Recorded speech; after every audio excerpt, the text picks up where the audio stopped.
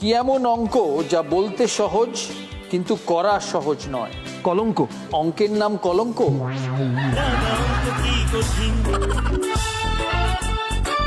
সরল। Absolutely right, সরল।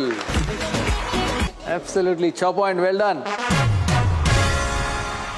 শ্রীকান্ত দার কাছে যাব। শ্রীকান্ত দার গুগলি 16/16 এদের ঠান্ডা লাগলে কেমন আওয়াজ হবে এবং কেন?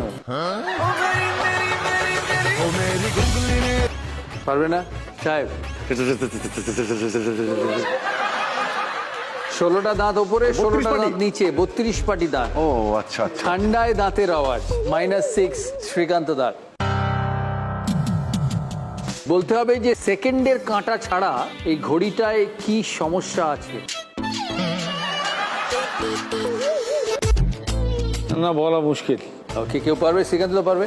আমার মন বলছে যে এইটা যদি পজিশন হয়, যদি বড় কাঁটাটা যেখানে রয়েছে সেটা যদি ওখানে থাকে, তাহলে ছোট কাঁটাটা ওখানে থাকতে পারে না। ছোট কাঁটাটা 2-এ থাকতে হবে, আর 1-এ থাকতে হবে। 1 আর 2-এর মাঝখানে হ্যাঁ, থাকতে হবে। দুটোর মধ্যিখানে আছে। হ্যাঁ। বড় কাঁটা যখনই 12টার কাছে যাবে তখনই ছোট কাঁটাটা পার্টিকুলার নাম্বারের ওপর থাকতে হবে, মানে মাঝামাঝি থাকা যাবে না।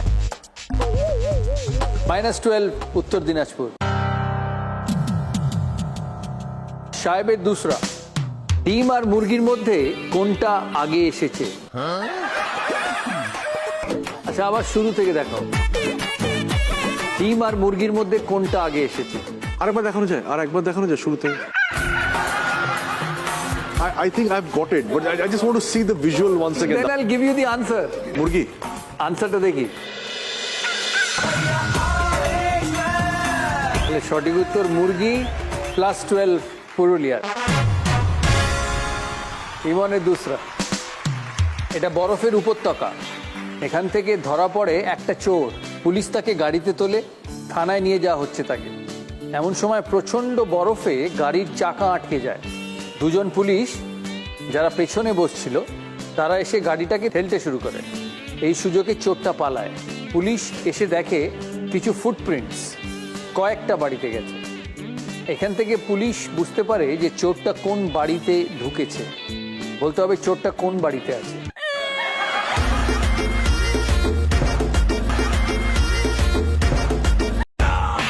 চোরটা 2 নম্বর বাড়ি দিয়ে ঢুকেছে, কেন? কারণ জানলা দিয়ে ঢুকেছে চোর। অ্যাবসলিউটলি রাইট, চোরটা ঢুকেছে জানলা দিয়ে। ম্যাক্সিমাম নাম্বার অফ টাইমস বাড়িতে যখন লোক থাকে তখন ঢোকার চেষ্টা করে জানলা দিয়ে। তাই দ্বিতীয় বাড়িতে চোরটা ঢুকেছে কারণ দ্বিতীয় বাড়িতে তার ফুটপ্রিন্টস গেছে জানলায়। 12 পয়েন্ট ইমনের, ওয়েল ডান।